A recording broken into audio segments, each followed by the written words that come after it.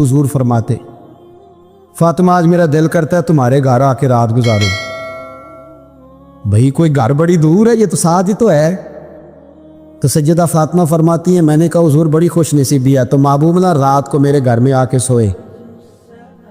فرماتی ہیں میں نے چارپائی بچھائی نبی پاک کے لیے, ایک شخص کے سونے کی جگہ تھے. حضور نے فرمایا میں تو حسن حسین کے لیے آیا ہوں. یا رسول اللہ, پھر فرمایا یہ میرے ساتھ سوئیں گے.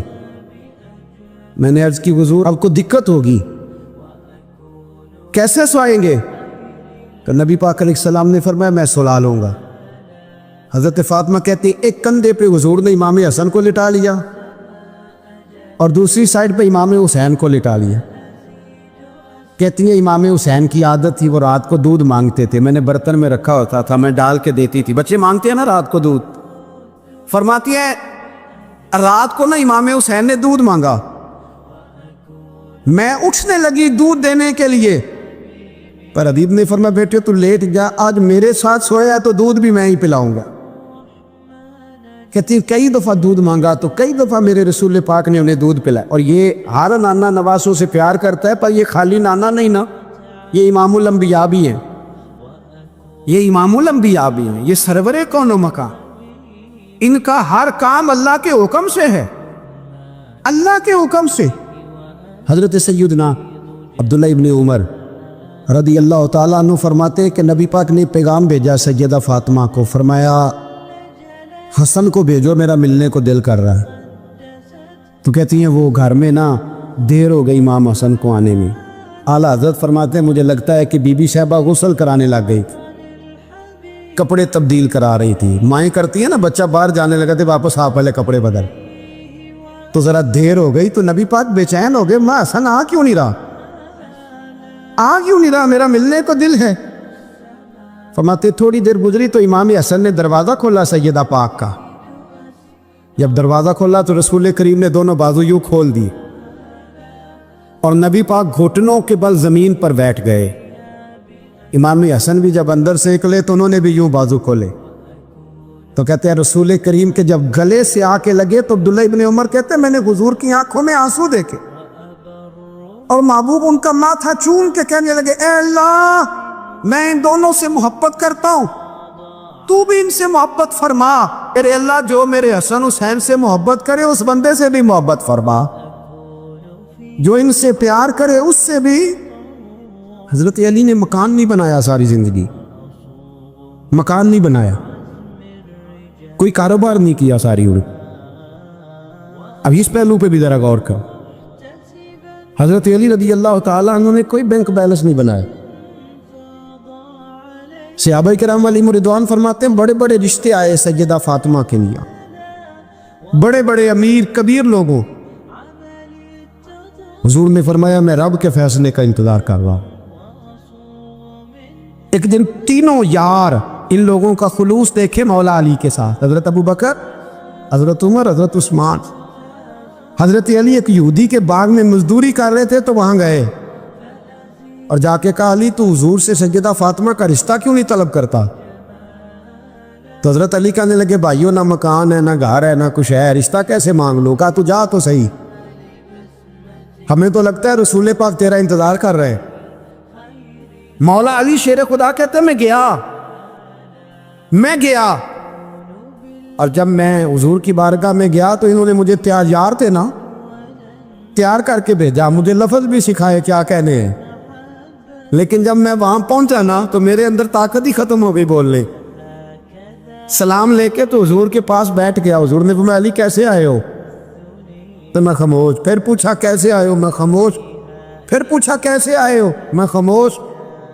کہتے دلوں کا حال جاننے والے رسول نے فرمایا علی فاطمہ کے لیے آئے ہو؟ فاطمہ کے لیے آئے ہو؟ تو حضرت علی کہتے ہیں میرا جواب بڑا نرالا ہے. میں نے کہا حضور وہ تینوں میرے پاس باغ میں گئے تھے, وہ تینوں گئے تھے, مجھے انہوں نے بھیجا ہے. کہتے رسول پاک مسکرا دیے, فرمایا علی انہوں نے نہیں تجھے بھیجا, رب کریم نے فاطمہ کا تیرے ساتھ نکاح کر دیا ہے, تیرے لیے فیصلہ ہو گیا ہے, فاطمہ کا تیرے حق میں فیصلہ ہوگا. حضرت علی سیدہ فاطمہ کو بیاہ کے لے گئے تو حضرت زید بن حارثہ کے مکان कोई मकान नहीं। ओ भाई तू दौलत देख के बेटी की शादी करता है, सरमाया देख के फिर दुआ कराता है, दुआ करें अल्लाह मेरे दामाद को हिदायत दे दे। मेरे रसूल ने बेटी की शादी की तकवा देख के, परहेजगारी देख, दीनदारी देख, उस शख्स को बेटी दी जो अस्हाबिकून साबिकून के दर्जे में शामिल, जो इन्नल्लज़ीना आमनू व अमिलुस्सालिहाति उलाइका हुम खैरुल बरिया के दर्जे में शामिल, उनको अपनी बेटी दी। हज़रत अली शेर खुदा रज़ी अल्लाह ताला अन्हु फरमाते कि सैयदा फातिमा ज़हरा को मैं ब्याह खिलाया, सारे घर के काम हज़रत फातिमा ने किए। मैं मजदूरी करता 2 घंटा या 1.5 घंटा, जोर से असर के दरमियान काम करते। 2 किलो खजूरें मिली तो मौला अली ने उठा के अपनी कमर पे रखी। बाग का मालिक कहने लगा अली थोड़ा काम और कर लो। फरमाया 2 किलो हो गई या बड़ी है, 1 किलो मेरे बच्चे खाएंगे, 1 किलो मदीने के गरीब बच्चे खाएंगे। तो कहा अली कल क्या करोगे? फरमाया कल जो रब जिंदगी देगा वो रोजी भी देगा। तो बंदा मशवरा देने लगा। मशवरा भी होता है ना करीब से, मशवरों वाले भी बड़ी खराबी करते हैं इल्ला माशाअल्लाह। कहा अली जायज पैसे तो इकट्ठे कर लेने चाहिए, क्या हर्ज है, जायज इकट्ठे कर लें। तो शेर खुदा ने एक जुमला कहा पर शेरों जैसा कह दिया। हजरत अली फरमाने लगे माल हराम हो तो अजाब होता है, हलाल हो तो हिसाब होता है। लिहाजा ना मैं अजाब वाला काम करता हूँ ना हिसाब वाला काम करता, मैं इकट्ठे ही नहीं करता। ना बंदा असाब के चक्कर में पड़े ना अजाब के चक्कर में पड़े। मैं इस रास्ते जाता ही नहीं। मौला कायनात शेर खुदा। और भाई हजरत सैयदना अबू हुरैरा रज़ी अल्लाह ताला अन्हु फरमाते हैं मैं जब उस बात को याद करता हूँ तो आज भी रो पड़ता हूँ। क्या कौन सी बात? फरमाने लगे मैं कूफे के बाजार से गुजर रहा था तो मौला अली शेर खुदा कूफे के चौक में खड़े थे और हाथ में ज़िरा पकड़ी हुई थी, वो वाली ज़िरा जो बदर में भी उनके पास थी, वो वाली ज़िरा जो उहद, हुनैन, खंदक और खैबर में भी उनके पास थी। ज़िरा पकड़ी हजरत अली ने और शेर खुदा कह रहे हो भाइयों मेरी ज़िरा खरीद लो। मेरी ज़िरा, अमीरुल मोमिनीन है उस वक़्त, अमीर वक्त है, बादशाह है, कूफे के बाजार में, ओ भाई मेरी ज़िरा खरीद लो। ये बड़ी निस्बत वाली है, बदर उहद हुनैन में मेरे साथ रही। और शेर खुदा फरमाते क्या हैं? फरमाते जब अली ने ये लफ्ज़ कहे तो मेरी चीखें निकल गई। हज़रत अली फरमाने लगे अगर मेरे पास नया तामुद खरीदने के पैसे होते तो मैं इसे कभी ना बेचता। नया तामुद खरीदने के पैसे होते तो मैं कभी ना बेचता। हज़रत अली रज़ी अल्लाह ताला अन्हु ने वो ज़िंदगी गुजारी, बापर्दा, परहेजगारी, दरवेशी, सादगी, सारी ज़िंदगी किसी का शिकवा नहीं किया मौला अली ने, बल्कि आला हज़रत फाज़िल बरेलवी रहमतुल्लाह अलैह के खलीफा है मौलाना ज़फ़रुद्दीन बिहारी, उन्होंने एक अजीब बात लिखी है। कहते हैं हुजूर मेराज पे गए तो वहाँ से एक जुब्बा लाए, एक कमरे में दाखिल हुए, जन्नत के कमरे में संदूक खोला सरकार ने, एक जुब्बा निकला तो कहे अल्लाह मैं ले जाऊँ? तो रब करीम ने फरमाया भी मुझे पता है तू लेके जाएगा पर पहनेगा नहीं, किसी न किसी गुलाम को दे देगा। कहा मौला वो तो फिर तेरा फजल है। रब करीम ने फरमाया महबूब उसे देना जो मेरे राज तक पहुंच जाए, उसको देना जो मेरे राज तक पहुंच।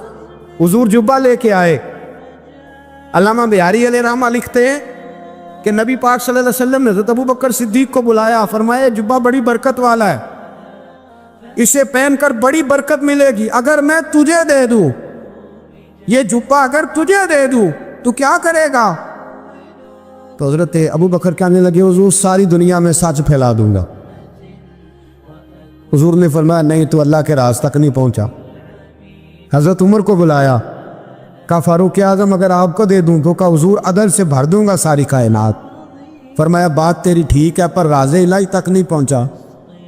उस्मान अगर तुम्हें दूं तो जनाब उस्मान गनी रज़ी अल्लाह ताला अन्हु अर्ज़ करने लगे हुजूर अगर मुझे मिला तो मैं हया की छाँव कर दूंगा, हर जवान हर बच्ची के लिए हया के फैसले करूंगा अल्लाह ताला की दी हुई ताकत से। हुजूर ने फरमाया बात तेरी बड़ी खूब है पर तू मुराद तक नहीं पहुंचा। मेरे रसूल ने मौला अली को बुलाया, पास बिठाया, फरमाया अली अगर ये जुब्बा तुझे दूं तो क्या करेगा? हजरत अली ने आंख खोल के हुजूर का चेहरा देखा, عرض کرنے لگے محبوبہ اگر مجھے مل گیا تو میں اللہ کی مخلوق کی پردہ پوشی کروں گا، میں رب کی مخلوق کی میں پردے ڈالوں گا مخلوق کے عیبوں پر، میں چھپاؤں گا اس جبے کی برکت سے۔ حضور کی آنکھوں میں آنسو آئے، فرمایا تو رب کے راز تک پہنچا ہے، جبہ تیرا ہی بنتا ہے، تو پہنچا ہے اللہ کے راز تک۔ میرے حبیب کریم سید عالم صلی اللہ علیہ وسلم کی خدمت میں کچھ لوگ آئے کہ حضور علی نے سختی کی ہے ہم پر، شیر خدا نے سختی کی ہے، بعض جنگ کے موقع پر کہیں سپہ سالار بنے ہوگے یا جو معاملہ تھا سختی کی ہے۔ کہتے حضور کی بارگاہ میں لفظ کہے تو نبی پاک ناراض ہو گئے، فرمایا تمہیں پتہ ہے علی کون ہے؟ حضور کون ہے؟ فرمایا علی منی وانا من العلی، علی مجھ سے ہے میں علی میں سے ہوں، علی مجھ سے ہے اور میں علی میں سے ہوں، تمہیں اس کا پتہ ہے؟ میرے حبیب پاک سید عالم صلی اللہ علیہ وسلم نے بڑا پیار۔ اب یہاں علی علی کہنے والے ایک تو وہ طبقہ ہے ملنگوں کا جن کا میں نے رونا شروع میں رویا ہے اور ہم روتے ہی رہتے ہیں، اللہ کرے ان لوگوں کا صفایا ہی ہو جائے، آمین تو کہہ دیں۔ اور ایک وہ طبقہ ہے اللہ خیر کرے جو حضرت علی کا نام لیتے ہیں تو باقی تین کو پوچھتے ہی نہیں، پوچھتے ہی نہیں۔ حضرت علی بیٹھے تھے، حضرت ابو بکر صدیق آ گئے تو دیکھ کے مسکرانے لگے، تو مولا علی شیر خدا کہنے لگے ابو بکر ہنستے کیوں ہو؟ کہ حضور نے فرمایا تھا قیامت کے دن علی جنت کی ٹکٹیں تقسیم کرے گا۔ کہنے لگے لگتا ہے حضور نے تمہیں پوری بات نہیں بتائی۔ تو ابو بکر کہنے لگے پوری بات کیا ہے؟ فرمانے لگے مجھے نبی پاک نے کہا تھا علی جنت کی ٹکٹ اس کو دینا جو ابو بکر سے محبت کرے، اس کو ٹکٹ دینی ہے جو ابو بکر صدیق سے محبت کرے، اس کو ٹکٹ دینا جنت کی۔ ان لوگوں کا پیار، ان کی وفا۔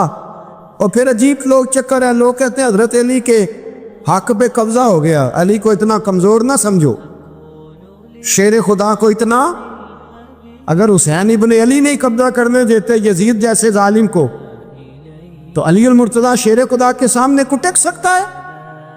حضرت علی شیر خدا مشیر رہے جناب صدیق اکبر کے، وفادار رہے حضرت فاروق اعظم کی، اور پھر حضرت علی رضی اللہ تعالیٰ عنہ محافظ رہے حضرت عثمان غنی کے، وہ رسول اللہ صلی اللہ علیہ وسلم۔ اور سنو ایک عجیب بات لکھی ہے بزرگوں نے، کہتے ہیں بدر یا احد میں ایک جنگ میں ایسا بھی ہوا کہ کپڑا نہیں ملتا تھا جھنڈا بنانے کے لیے، تو حضرت عائشہ کی ایک پرانی چادر تھی، اس کا جھنڈا بنایا گیا، تو جھنڈا سب سے پہلے مولا علی شیر خدا نے اٹھایا۔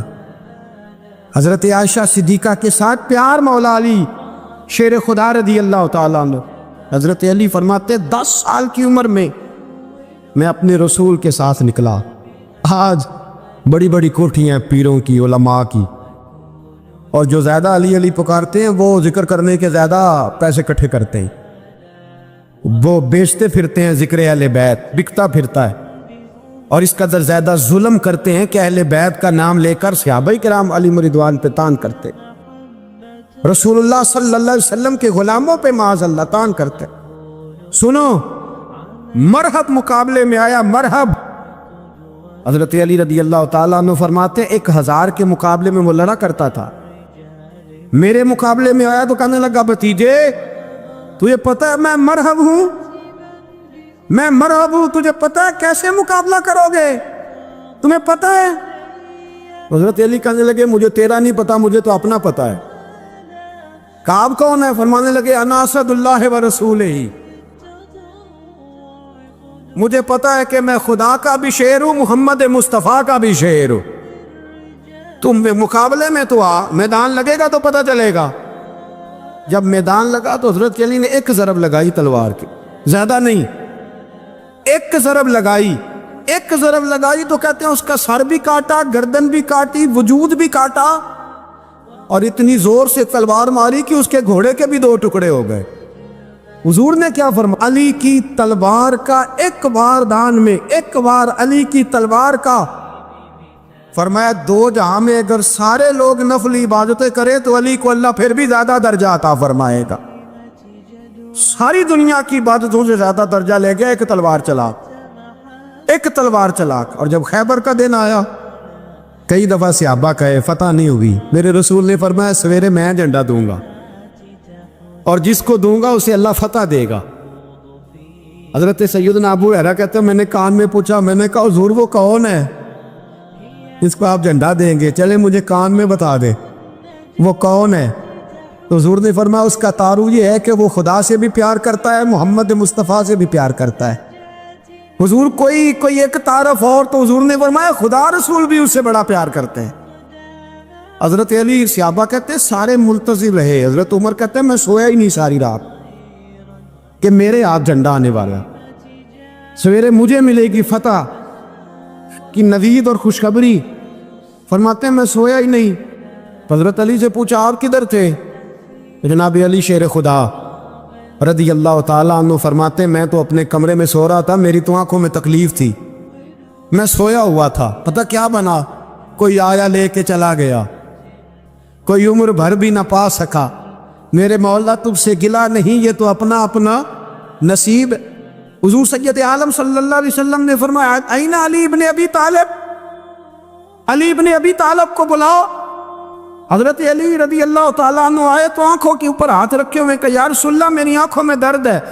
فرمایا ہاتھ پیچھے کر، اللہ نے تیرے ہاتھ پہ فتح لکھ دی ہے، پیچھے کر ہاتھ۔ حضرت علی کہتے حضور نے لعاب دہن لگایا میری آنکھوں پہ، مجھے پہلے سے بھی زیادہ بہتر نظر آنا شروع ہو گئے۔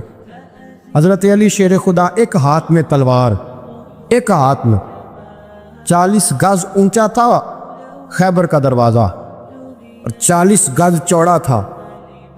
حضرت علی شیر خدا کہتے ہیں میں اللہ اکبر کے نعرے لگاتا میدان میں گیا، اللہ اکبر کے نعرے۔ میں رسول اللہ کا بھیجا گیا تو میں شان سے گیا کہ میں نے سیدھے ہاتھ میں تلوار تھی، الٹے ہاتھ سے پکڑ کے میں نے 2-3 دفعہ دروازے کو ہلایا اور اللہ اکبر کہہ کہ جب میں نے پھینکا تو 40 گز دور جا کے گرا۔ 40۔ حضرت علی نے نا کوفے میں دعوت کی لوگوں کی، جب آپ امیر المومنین تھے دعوت کی، سب لوگ آئے۔ ایک نوجوان آیا جس نے شورا سنا تھا پر حضرت علی کو دیکھا نہیں تھا، اور حضور نے فرمایا نظر الی وجہ علی عبادہ، میرے علی کا چہرہ دیکھنا بھی عبادت ہے۔ تو ایک صحابی نے کہا حضور جو نہ دیکھ سکے، فرمایا ذکر علی عبادہ، ان کے لیے علی کا ذکر کرنا عبادت ہے، علی کا تذکرہ کرنا بھی ان کے لیے عبادت۔ حضرت علی کو دیکھا نہیں تھا۔ جوان کہتا جب میں آیا نا میں نے لوگوں سے پوچھا وہ بوڑھے مولا علی کدھر ہے جنہوں نے خیبر کا دروازہ توڑا تھا، بڑی شہرت ہے، کدھر ہے؟ کہتے حضرت علی سامنے بیٹھے تھے، مجھے کسی نے کہا وہ بیٹھے ہوئے۔ میں گیا تو حضرت علی اخروٹ کھا رہے تھے، تو پورا زور لگا رہے ہیں تو اخروٹ کوئی نہیں ٹوٹتا، پورا زور 2-3 دفعہ، کبھی اس دانت میں کبھی اس دانت میں، ٹوٹتا ہی نہیں۔ کہتے میں ہنسنے لگا تو حضرت علی نے مجھے پاس بلایا، کہا بیٹے ادھر آ۔ تو میں گیا تو کہنے لگے کیا سوچ رہا ہے؟ کہتے میں ڈر گیا۔ میں نے کہا حضور کچھ بھی نہیں۔ لیکن نہیں جو سوچ رہا تھا تو بتا۔ میں نے کہا نہیں کچھ نہیں۔ اور ماننے لگے میں بتاؤں تو کیا سوچ رہا تھا؟ بتاؤں؟ کہ حضور بتائیے۔ آپ فرمانے لگے تو سوچ رہا تھا بابے سے اخروٹ تو ٹوٹتا نہیں، خیبر کیسے توڑ دیا تھا؟ تو سوچ رہا تھا کہ اس سے اخروٹ تو ٹوٹتا نہیں تو خیبر کیسے توڑا تھا؟ فرماتے ہیں میں نے کہا میں یہی سوچ رہا تھا۔ یہ عرض کیا نا تو فرماتے ہیں شیر خدا کا رنگ ہی بدل گیا، پہلے مسکرا رہے تھے پھر انداز بدل گیا۔ انہوں نے اپنے منہ سے وہ جو اخروٹ لگا تھا جھاڑا، ہاتھ یوں جھاڑے، امامہ سیدھا کیا، اور فرماتے ہیں شیر خدا بن کے بیٹھ گئے۔ کہنے لگے بیٹے اخروٹ کو چھوڑ، کوئی خیبر آ تو لا، میں ابھی بھی توڑنے کو تیار ہوں۔ خیبر کوئی ہے تو لا، میں ابھی بھی توڑنے کو۔ دیواریں ہلتی رہتی ہیں اور در کانپ جاتا ہے، علی کا نام سن کے اب بھی خیبر کانپ جاتا ہے، میں تو اس کو چھوڑ اخروٹ کو تو لا۔ کہتے ہیں میں نے کیفیت دیکھی تو حضرت علی کا تو رنگ ہی بدل گیا۔ میں نے کہا واقعہ یہ توڑ ڈالیں گے، یہ خیبر آج بھی یہ توڑ ڈالیں گے، کیفیت ہی بدل گئی۔ فرماتے ہیں شیر خدا مسکرائے، آنے لگے بیٹا ڈرنا، مسئلہ سمجھ۔ کہا حضور کیا ہے؟ آپ فرمانے لگے اخروٹ میں جسم کی قوت سے توڑ رہا ہوں اور خیبر میں نے اپنے ایمان کی قوت سے توڑا تھا۔ میرے ایمان میں آج بھی بڑی قوت ہے، آج بھی اگر کفر للکارے گا، آج بھی اگر دین کا دشمن للکارے گا، علی کا جذبہ جہاد آج بھی بڑا جوان ہے۔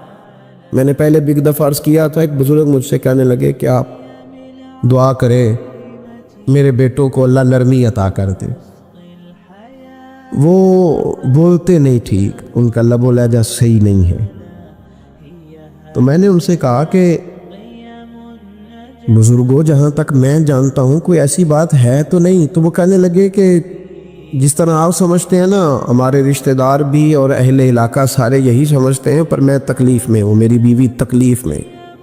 میں نے کہا کہ پھر آپ یہ اتنی زیادہ پردہ پوشی کس بات کی؟ تو وہ کہنے لگے کہ ڈرتا ہوں، اگر لوگوں کے سامنے ہم بات کرتے ہیں تو لوگ کہتے ہیں کہ تم نے تربیت نہیں صحیح کی، اگر میں بات کرتا ہوں تو لوگ مجھ پہ شک کرتے ہیں، کہتے ہیں تو نے رزق نہیں صحیح کھلایا۔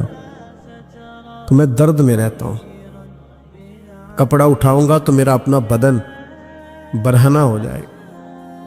یار وہ کتنی تکلیف میں ہے باپ جو اپنے سگے بیٹے سے بات نہیں کرتا کہ پتہ نہیں کہاں سے بولے گا، کیا جواب دے گا میری بات کا، یعنی ڈرتا ہے، سہما ہوا رہتا ہے۔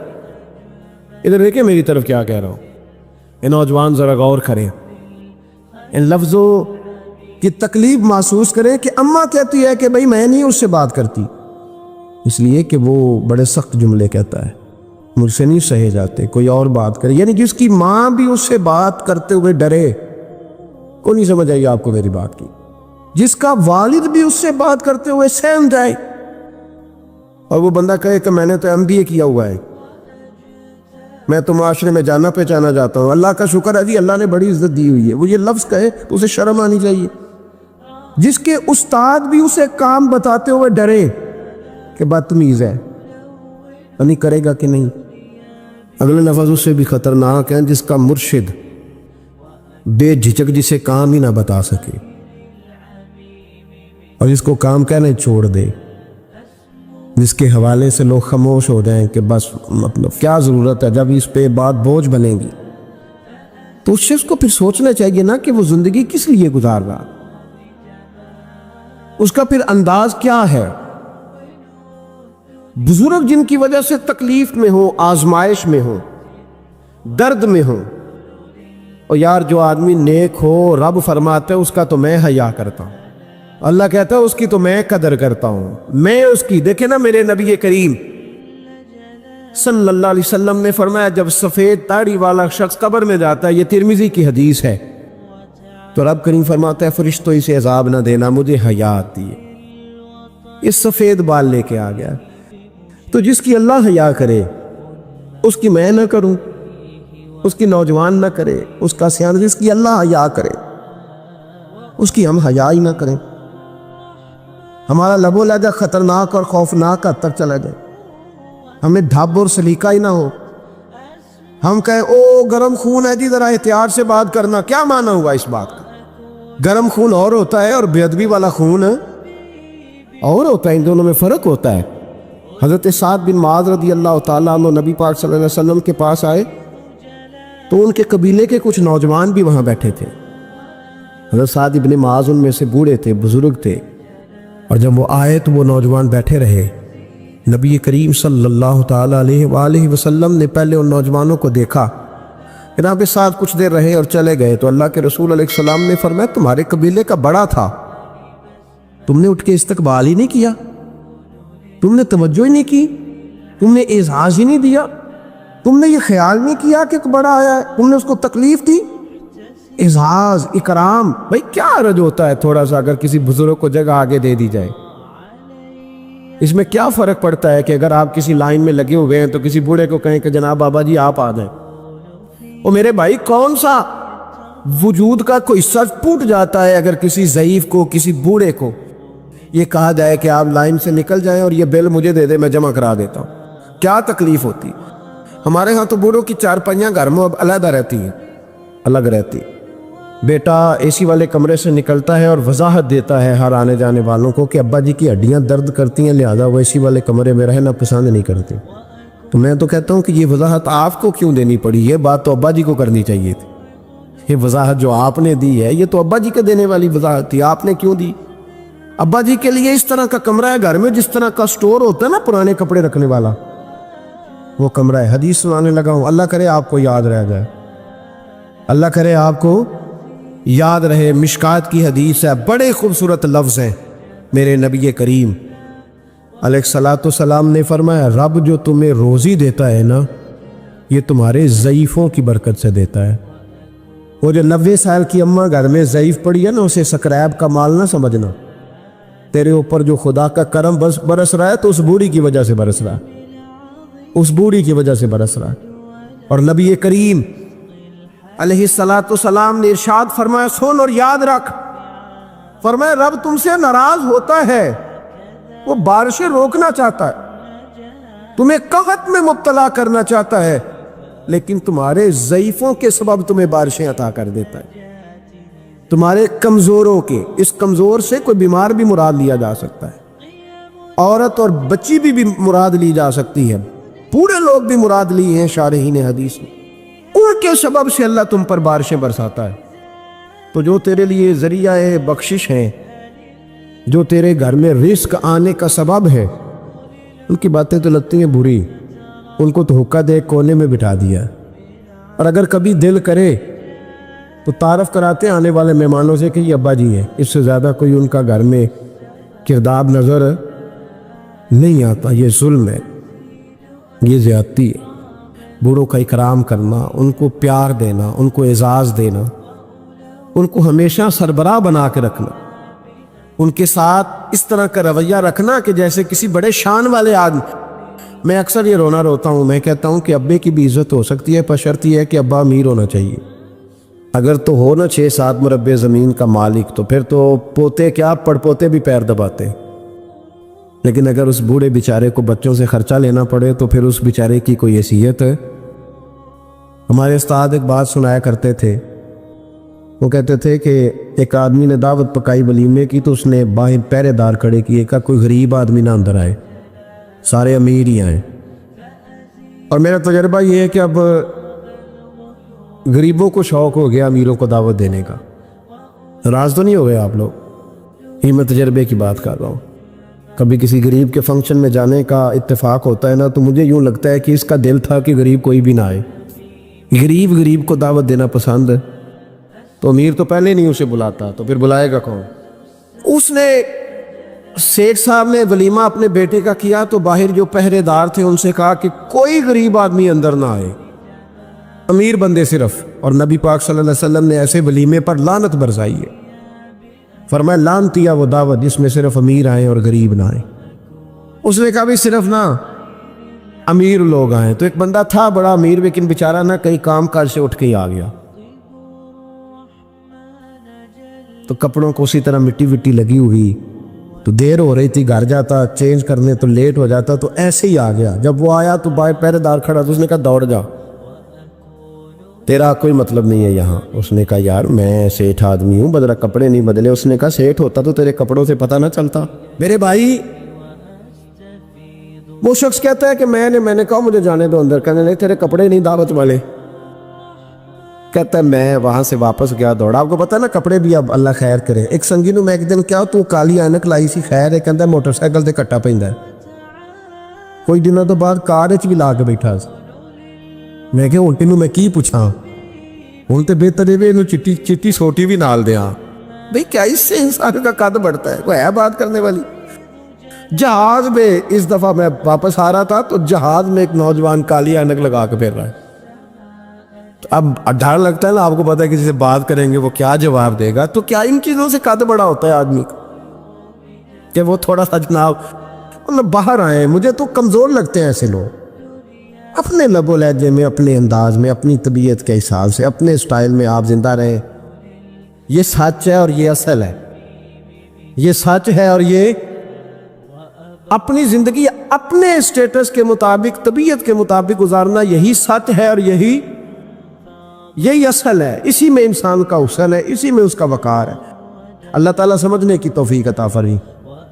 تو وہ بندہ واپس گیا بیچارہ، کپڑے بدل کے آیا اس نے بھی کہا کہ جانا میں نے بھی ضرور ہے، پر تنگ بڑا آیا، گھر گیا، مایا شایا والے کپڑے پہنے، سمجھ لے کالی اینک بھی لگائی نہیں، آیا تیار شیار ہو کے، کوٹ شوٹ پہن کے، ٹائی شائی کے ساتھ. جب واپس آیا تو وہ جو جس نے کہا تھا نا داخل نہیں ہونے دینا، اس نے خود دروازہ کھولا.